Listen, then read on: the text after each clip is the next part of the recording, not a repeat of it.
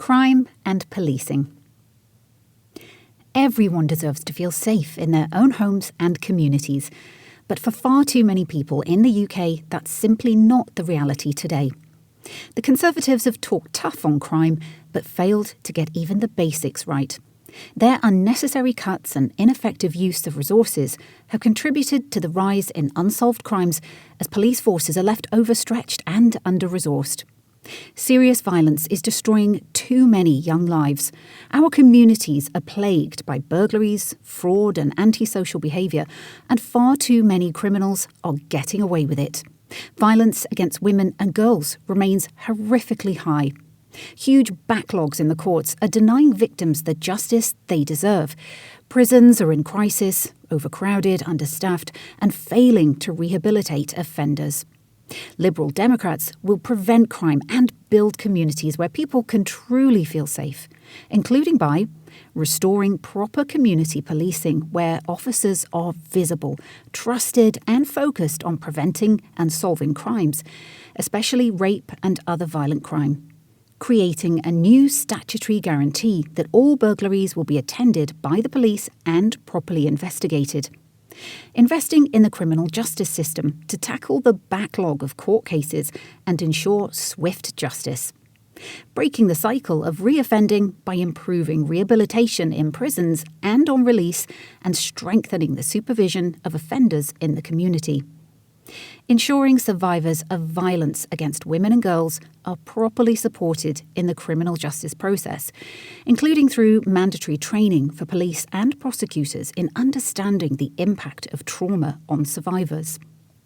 In addition, we will free up local officers' time to focus on their communities by creating a new online crime agency to effectively tackle illegal content and activity online, such as personal fraud, revenge porn, threats and incitement to violence on social media.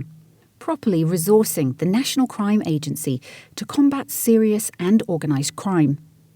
Help rebuild public trust in policing by scrapping police and crime commissioners and replacing them with local police boards made up of councillors and representatives from relevant local groups while investing the savings in frontline policing. Requiring the Home Secretary, the Mayor of London and the Metropolitan Police Commissioner to draw up an urgent plan to implement the recommendations of the Baroness Casey Review and tackle sexism, racism and homophobia while encouraging other police forces to do so where appropriate.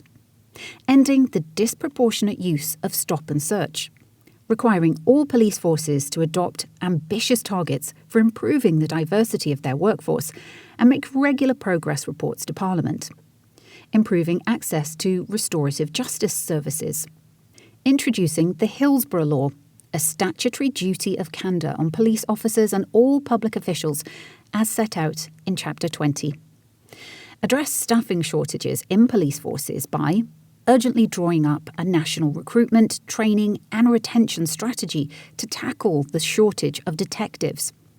Ensuring fair pay rises for police officers by reforming the Police Remuneration Review Body to make it properly independent of government.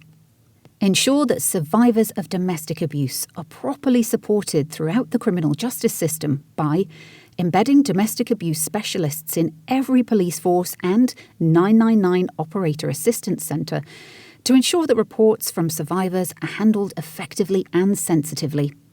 Addressing the delays in domestic abuse referrals from the police to the CPS and subsequent decision-making by the CPS, acknowledging the unique risk these delays can pose to women's safety.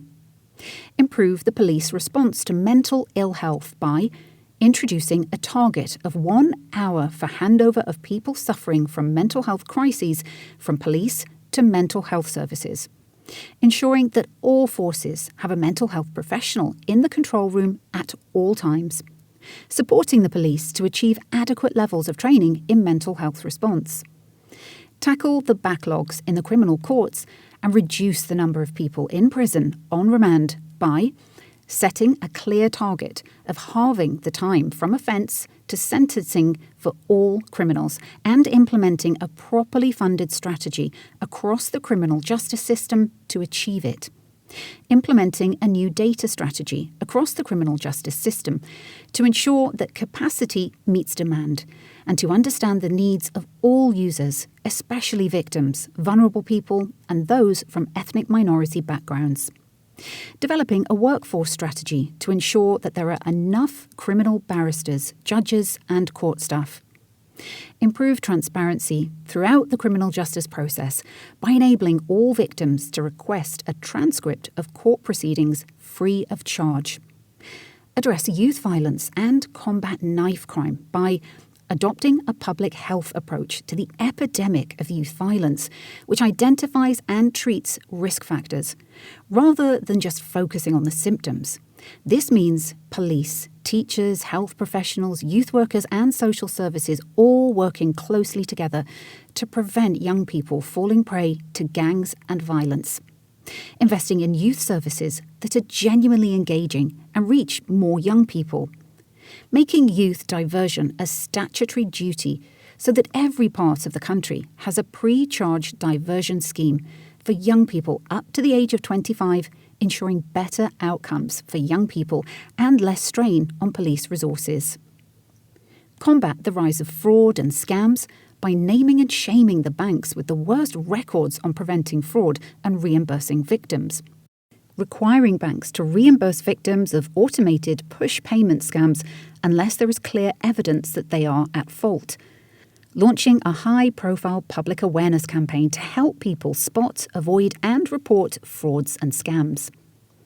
Improve cooperation with our European neighbours on tackling cross-border crime, such as human trafficking, the illegal drug trade, cybercrime and terrorism, including by working with Europol and Eurojust to develop and implement a joint strategy for dealing with cross-border threats with the closest possible cooperation on shared priorities.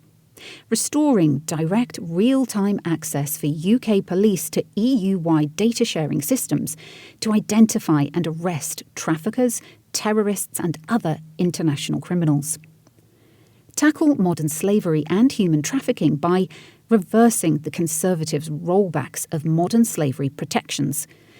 Establishing a powerful new worker protection enforcement agency to protect people in precarious work with proactive intelligent-led enforcement of labour market standards and a firewall with immigration enforcement. Transferring responsibility for identifying modern slavery victims from the Home Office to local safeguarding agencies. Creating a financial deterrent by establishing a civil remedy for survivors seeking redress from their traffickers. Introduce new laws to crack down on puppy and kitten smuggling. Cut reoffending by ending prison overcrowding, recruiting and retaining more prison officers, improving the provision of training, education and work opportunities in prisons, establishing a Women's Justice Board and providing specialist training for all staff in contact with women in the criminal justice system, replacing young offender institutions with secure schools and secure children's homes. Ensuring that every prison has a Through the Gate mentorship programme. Introducing a national resettlement plan to improve the rehabilitation of people leaving prison and cut reoffending. Improving and properly funding the supervision of officers in the community with far greater coordination between the prison service, probation service providers, the voluntary and private sectors and local authorities, achieving savings in the high costs of reoffending. Promoted by Liberal Democrats. 1 Vincent Square, SW1P 2PN.